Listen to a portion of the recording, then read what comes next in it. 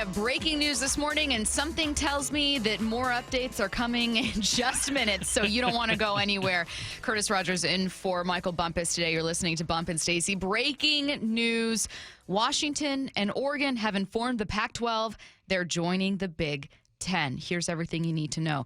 Dan Wetzel and Ross Dellenger of Yahoo Sports say that the Big 10 is in the final stages of negotiating an expansion to 18 teams, and adding Oregon and Washington is part of that. Both Oregon and Washington expected to agree to a cut rate as low as half of the Big 10 revenue per school.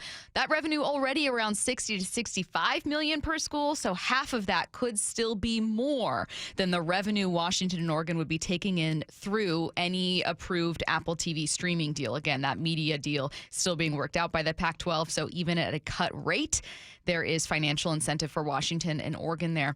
Oregon and Washington would be leaving the Pac-12 with 7 schools. Arizona has yet to announce their departure. ASU and Utah are still TBD, so there's lots of moving parts here. Pete Thamel says that the Big Ten is expected to go ahead and move ahead with formal offer letters for Oregon and Washington. A vote is expected to take place later today. That vote is expected to be unanimous. Nicole Auerbach of The Athletic says that the Big Ten is expected to approve it as soon as today. So we'll be tracking both of these reports. And this is in addition, Curtis, to the news that Arizona is expected to join the Big 12, and an announcement on that could be coming later today. Yeah, the Big 12 voted last night to accept Arizona as their 14th member. Arizona holding their Board of Regents meeting late last night as well, and we're still we've seen word kind of trickle out that Arizona is a heavy lean towards the Big 12 right now, so we'll just keep our eyes on that situation as it develops. But Stacey, looking at Oregon and Washington now saying adios to the Pac-12, I don't see how the Pac-12 survives. I don't think it does, because I think that ASU, to backtrack with what we were talking about yesterday, the Arizona Board of Regents had a meeting yesterday late evening around 6 p.m.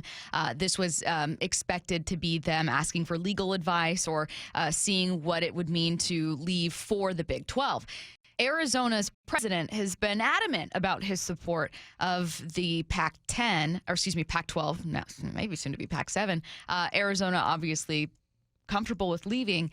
While both schools can move in different directions, the assumption has always been that ASU will go where Arizona goes. You keep that legacy and that rivalry intact. Both schools, geographically it benefits them.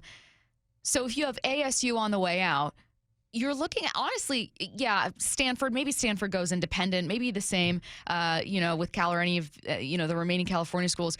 You're looking at Oregon State and Washington State going like, God, just being left in the dust. Exactly. And by no fault of their own, they're going to have some competitive ball clubs this season. Oregon State is going to be fighting for a Pac-12 title. How rich would it be if Oregon State or Washington State won the Pac-12 conference in their final year, as what we all kind of expect to be now the final year of the Pac-12. Like, just showing that, yes, we have the football capabilities to compete with all of these schools that are moving on, and yet there just is not a place for them in the Big 10 or the Big 12. And it's sad because now there is no West Coast, I'm just kind of speaking as though this is the end for the Pac-12, but it feels like there's not going to be a West Coast athletic conference at the highest level of college athletics. No, there's going to be You have the West Coast Conference in, like, basketball. You have, like, the Big West and all those smaller conferences. Like, you don't have a legit football conference right now.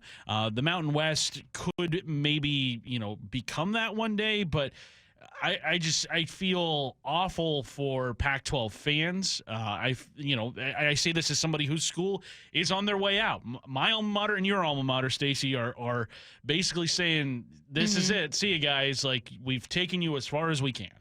And I feel bad for the fans in Corvallis. I feel bad for the fans in Pullman. Like, this is not your fault. This is not really your school's fault. This is the fault of a lot of suits. This is the fault of Larry Scott. This is the fault of all these university presidents who could not hold Larry Scott accountable for the decade that he was in charge here. And now we are still feeling the repercussions of this. And I think we're going to feel it even after all these schools go their separate ways. Again, if you're just now joining us, Washington and Oregon expected to leave the Pac-12 and join the Big Ten. A meeting happened late last night. Both schools expected to agree to a cut rate as low as 50% of the Big Ten revenue. That number is still enticing enough, as is leaving what right now feels like a really unstable Pac-12 conference. Pete Thamel, Nicole Auerbach, Dan Wetzel, Ross Dellenger are all of the reports from which I'm pulling this information.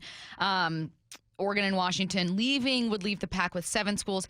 Arizona, meanwhile, could be going to the Big 12, expected to go to the Big 12, ASU may or may not be following them, expected to follow them. Utah still TBD. Obviously, Stanford, Cal, still TBD. Washington State, so many of our listeners care about right now and are tuning in to see what happens there. Also, Oregon State. And you're right. You're absolutely right. It's really dimming what could have been and what will be actually a really great football product across the conference this year. Obviously, all eyes will be, on Caleb out at USC, and that's understandable. And USC, we had known was leaving. And so we had kind of, it's like, when do you not count them as part of the pack? But Washington should have a great offense, and Michael Penix Jr. should be part of the Heisman conversation. Washington State should have a great program. Oregon State surprised a lot of people and is really a dark horse in here. Obviously, Oregon's also always involved. They have Bo Nix. It's a great quarterback conference. It's going to have some great offensive play, and all of that is being overshadowed by this complete realignment. I mean, we are watching over the course of maybe the next couple hours here the death of the Pac-12.